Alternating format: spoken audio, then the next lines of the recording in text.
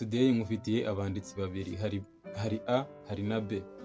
Kano kanya ngiye kukubwira A ndetse na B, noneho uri buze kuza kumbwira umuntu urenze muri comment section.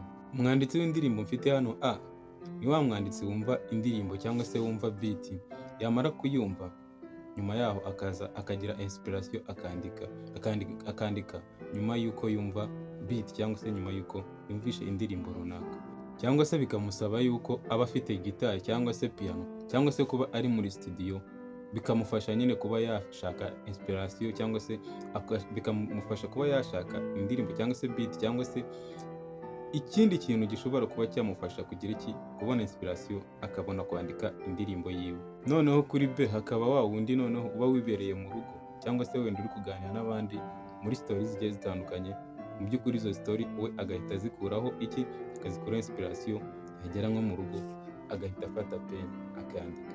Nyine wa wundi wa kabiri nyine ntibimusaba kuba muri studio, ntibimusaba kuba kuri piano cyangwa se kuri gitari cyangwa se kuri beat cyangwa se ku ndirimbo iyo ari yo yose, ahubwo we agira inspiration iraza nyine bitewe n'amagambo yumvishe cyangwa se n'amagambo afite, ahubwo we noneho akagira akayashakira melody nyuma.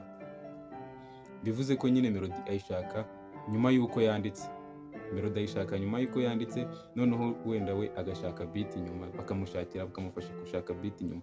Ariko nyine hakaba na wa wundi wa mbere kuri A ubanza gushaka beat cyangwa se melody kugira ngo abone kwandika indirimbo.